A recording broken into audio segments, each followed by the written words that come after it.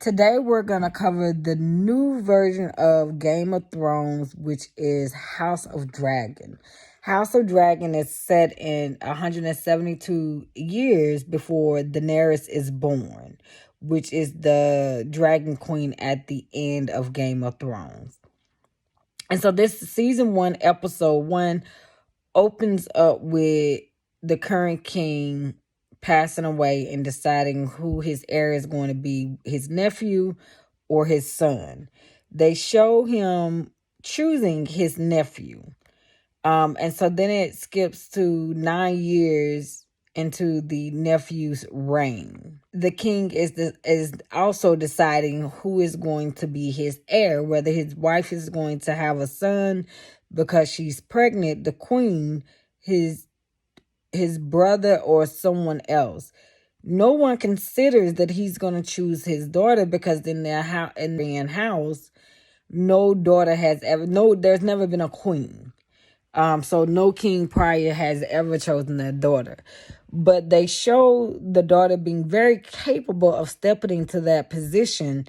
So it opens up with the daughter riding one of the dragons. And so it definitely insinuates that relationship of her seeing the dragons as her babies, being kind of mother dragon, if you will. All right, let me go back. So then they go into showing where, like, a festival in honor of the king's heir, which they believe is going to be his son, that the wife is in the process of having, being breached. And so that's where instead of the baby being head down, the baby is butt down. At that time, they didn't have the equipment to deal with that type of birth. So normally it meant the death of the mother. So during the process, one of the doctors mentions there's a new invention where they could possibly save the baby, but not the mother. This new invention that he alludes to or shows eventually is a cesarean. So I'm assuming at that time they just kind of didn't know how to sew the mother back up once they cut her open, but they had realized they could cut the woman open and get to the fetus that way. So they do show the queen passing away and the king being very sad about it. The baby cries, and so you kind of believe that, oh, he has an heir because they do tell him it's a boy.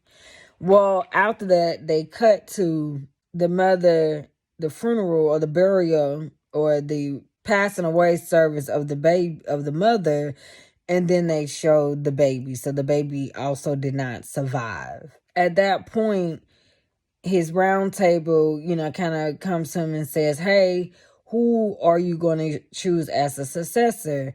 Because it can't be your brother, Damien. Damien was very problematic.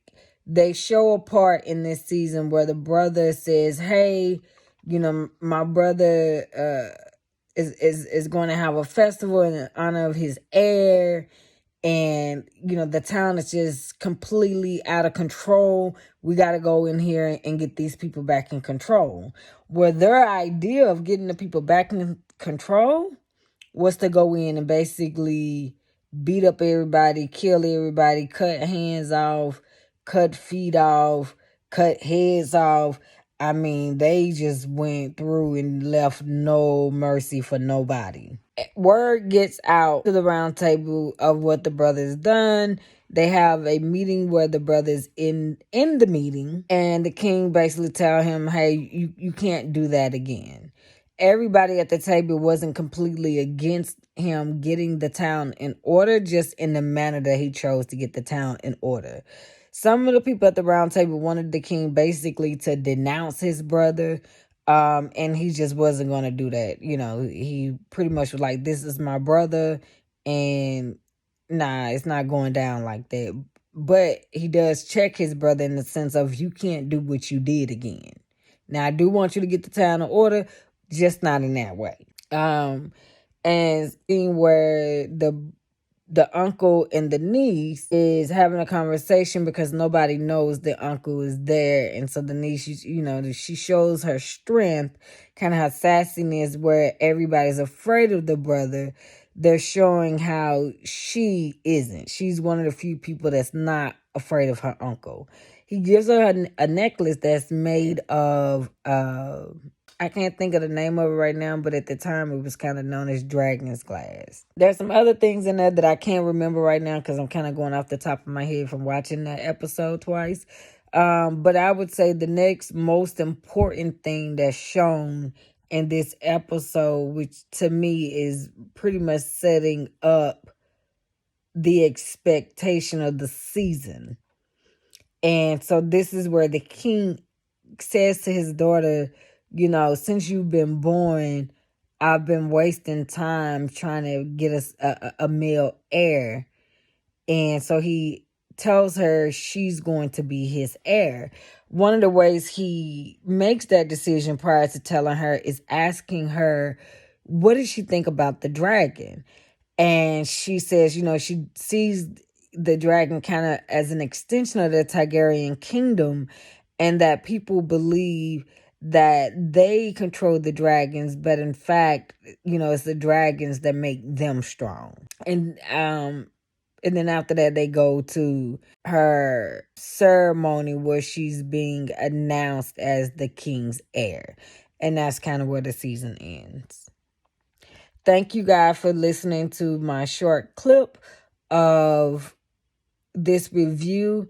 I will try to keep them pretty short.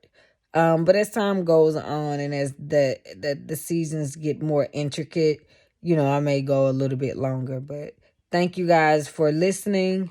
And please subscribe and comment down below.